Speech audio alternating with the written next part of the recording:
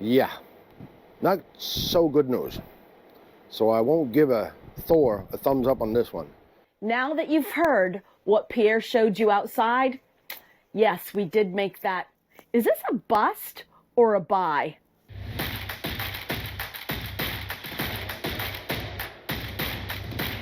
It's RV inspection day, and today we are in Ocala, Florida, about to inspect this Thor Venetian 2018 37M. Now stick around. We don't know what we're going to find. The customer doesn't know what we're going to find. Neither do you, but we are going to update you at lunch and the end of the day, so stick around. So come on in, let's see my first glimpse. You know, I walk in here and everything looks beautiful. The first thing I see is shiny cabinets. I'm like, yes, the wood looks so nice. I immediately sit right down on the couch and I'm like, whoo, it's really comfy. Everything is big, wide open. I think it looks really great. I'm going through, like you, looking quickly at everything, saying, you know what? This looks beautiful. Heck, they even gave a nice, beautiful bedspread for this comfy, not so comfy bed. But, you know, that's my first glimpse, right? I'm walking through, and then I just kind of glance like this. And I go, okay, what is this? And why is this all bowed and peeling? And I don't know, guys. What do you think? In the comments below, let me know what you think. That's my first glimpse. So now it's time to investigate. Why is it looking like that? We'll let you know at lunch. All right, Thor Venetian. It is scary. First glimpse. We already saw a couple of things. We don't know where it's going to go. So I already went around this. It looks beautiful. So I understand if you were coming up here and you say, wow, this looks awesome. It looks beautiful. So my first glimpse on this unit, I didn't have much time to look at a lot of things. I just see that there's sap here and there. On the other side, we already saw, well, it gives me a drive. So let's go check on the other side. So remember, floor trim. So this is the kind of things that I want you to find.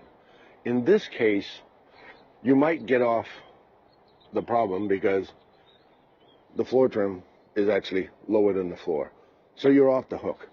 But still, you want to tend to those. On units like yours that have this floor trim, and that is your plywood of your floor, the advantage of those, that's what it is. So see this one, if it was the floor there, you'd say, okay, well, you got to tend to this. So that's not the case. But I have the same thing here. You've seen this before. So always look at those. These will be telltale. Those will rain and bring intrusion, water, and we got a lot of sealant missing. That's the thing about 18s, 17s, and all of them. I just had somebody that reached out a day or two ago looking to have a 2011 inspected. Sorry, but we don't go there on certain units, and especially some brands. So some of them we like to know the stories and like to know where it was stored, what's the store in the unit.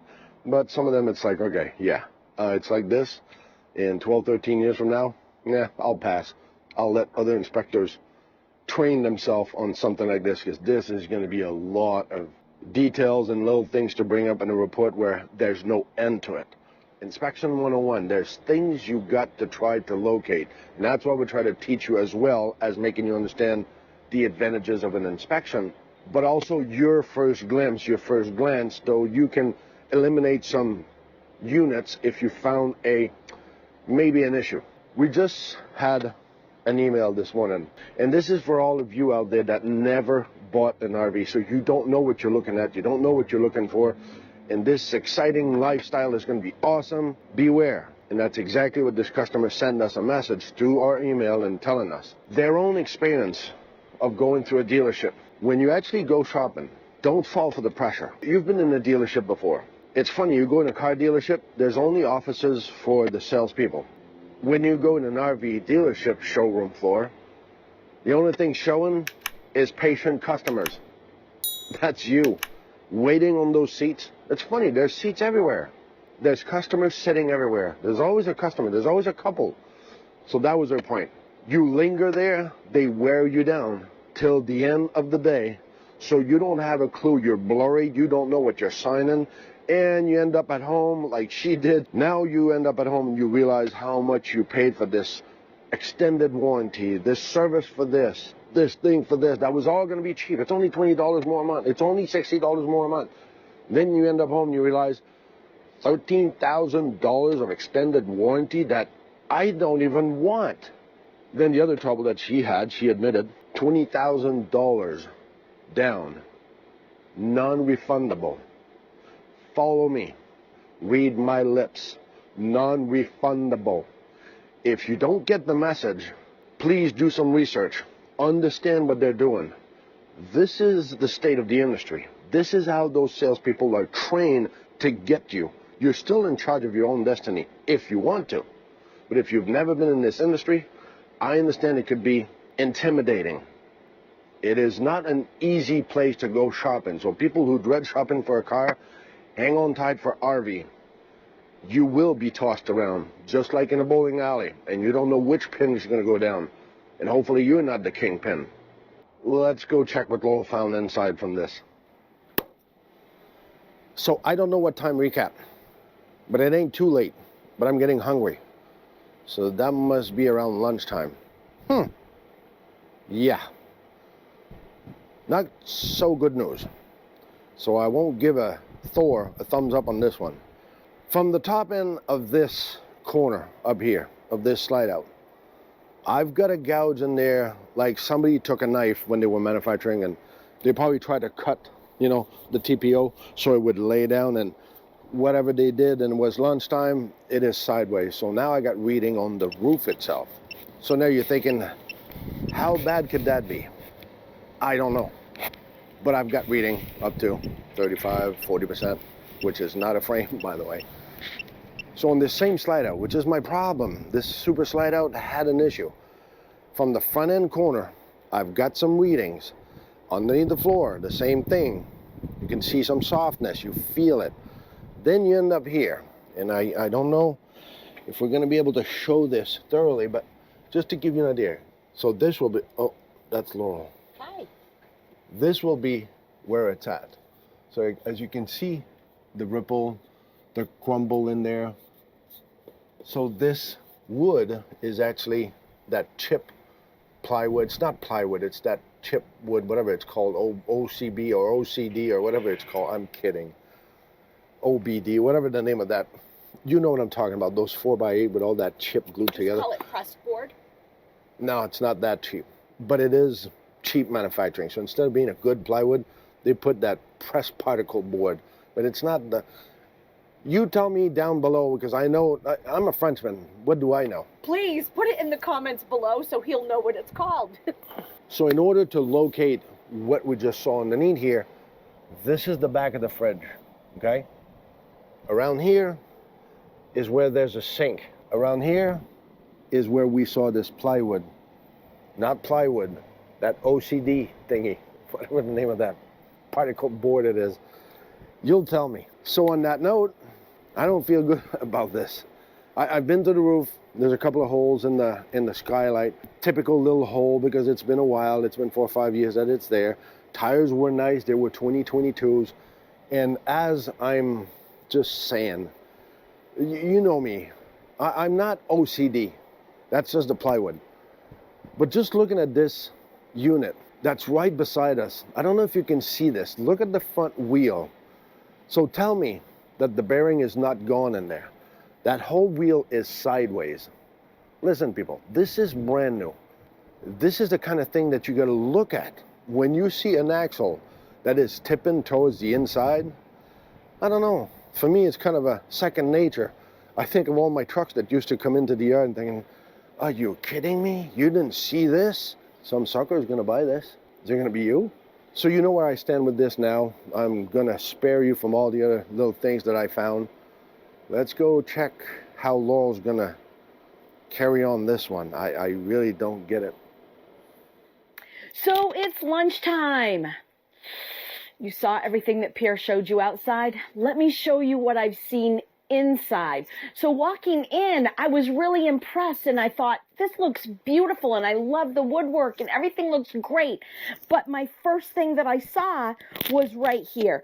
Big eyesore. This wall has obviously been taken apart, put back together. It's buckled down here, which told us that there's definitely moisture that's been there, which is the shower. It's on the other side. So speaking of the shower, come on in here. So coming into the bathroom, you know, we talk about that tall stall, 82 inches tall. So if you're 6'10" and under, you're going to be able to shower in here for the height. Now, the width, that might be another thing, but that's something to consider for sure. So a couple of other things that we found. So I'm coming up here and I'm feeling all of my woodwork, and the woodwork is moving. So this whole entire slide trim is moving. Then we have the ceiling trim that's coming down and part of it is missing. As Pierre showed you outside under the slide, this is where the location is. This is the issue right here, right underneath this area. The other thing that I found, again, talking about the trim work, once again, it's right here. So this entire side, not this side, only this side, is really loose. If you're not subscribed, please hit that subscribe button, give us a thumbs up, and share it with your friends, because we need to get the word out about RV inspection. So tell us in the comments below, is this a bust or a buy? What would you do with the information we've given you so far? Bust or buy? Let us know. So now, I think we're going to make that dreaded call. Pierre and I are going to get together, and I'll come back, and we'll give you a summary at the end. So we made that dreaded call. Never the fun part of our job, but a very important part of our job. This is why you need to hire an RV inspector. Like them, when I walked in, my eyes were glassy too. This looked great. The more I was in here, I've been in here for 3 solid hours. I had not been outside, and my throat is itching and scratching. I don't know, could that possibly be from some of the moisture readings we found in here? I can't say. What do you think? Put it in the comments below. Let me hear what you think about that. Here's my quote for the day. Take every chance you have, because some things are only going to happen once. So go for it. So as you know, some sucker is going to purchase this without an RV inspection. And how sad is that? Don't let it be you. So remember, and do never forget. It's not all about the destination. It's all about the journey.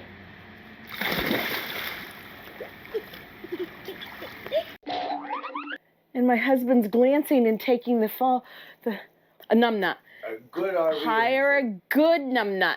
Like Pierre, he's a numbnut, but he's a good numbnut. So make sure to hire him. That's the one you want. Yep. The Blue Ox Numbnuts. Hey, that should be our new logo. The Blue Ox Numbnuts. Okay, get serious here.